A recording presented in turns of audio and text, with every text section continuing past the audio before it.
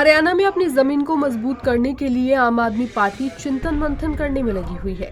आम आदमी पार्टी का गुरुग्राम में 2 दिवसीय चिंतन शिविर चल रहा है और इसमें आम आदमी पार्टी के दिग्गज नेता पहुंचकर मंथन कर रहे हैं। इसी कड़ी में बीते दिन राज्यसभा सांसद संजय सिंह चिंतन शिविर में पहुंचे। इस दौरान संजय सिंह ने केंद्र की मोदी सरकार को आड़े हाथों लिया और ईडी को बीजेपी का दफ्तर बताया। संजय सिंह ने कहा कि ईडी ने बीते 8 साल के दौरान 1000 से ज्यादा रेड को अंजाम दिया है, लेकिन रेड के बाद आरोपित बनाए गए लोगों का प्रतिशत सिर्फ 0.5 है। इसीलिए ईडी के रेड से आश्चर्यचकित होने या गंभीर होने की कोई भी जरूरत नहीं है। देखिए, एक नई राजनीति की शुरुआत इस देश में अरविंद केजरीवाल जी के नेतृत्व में शुरू हुई है। आम आदमी पार्टी की राजनीति जो शिक्षा की, स्वास्थ्य की, बिजली की, पानी की, आम इंसान की ज़िंदगी में तरक्की की बात कहती है।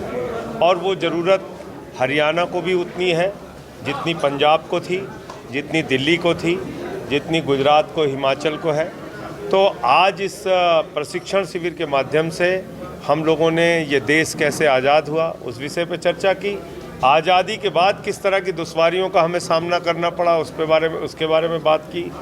और अब हमको नई राजनीति की दिशा को कैसे आगे लेके जाना है उसकी एक योजना बनाई है। और मैं समझता हूं कि हरियाणा के साथियों के प्रयास से हम लोगों की जो राजनीति है वो आगे बढ़ेगी और यहाँ पर भी, हरियाणा में भी स्थापित होगी। देखिए, ईडी भारतीय जनता पार्टी का दफ्तर बन गया है। ईडी की किसी भी कार्रवाई को आप न गंभीरता से लीजिए, न उस पर आश्चर्यचकित होइए। मैं आपको आंकड़े बताता हूँ। 8 साल में 3000 रेड मारी है ईडी ने, 8 साल में 3000। और जो कन्विक्शन रेट है, यानी कि जिन लोगों को आरोपित कर पाए, उसका कन्विक्शन रेट है 0.5%। 0.5% लोगों के ऊपर आरोप सिद्ध कर पाई है ईडी। तो ये सारे फर्जी केसेस बनाने हैं, बीजेपी के कहने पे बनाते रहो। महाराष्ट्र की सरकार गिराने में ईडी की भूमिका रही है। वहीं हरियाणा में पार्टी कैसे मजबूत होगी और सत्ता पर काबिज कैसे होगी, इसको लेकर पूछे गए सवाल में संजय सिंह ने जवाब देते हुए कहा कि आम आदमी पार्टी की मजबूती का अंदाजा आप इसी बात से लगा सकते हैं कि बीते दिनों नगर पालिकाओं के चुनाव में आम आदमी पार्टी का वोट प्रतिशत 10% के करीब रहा है।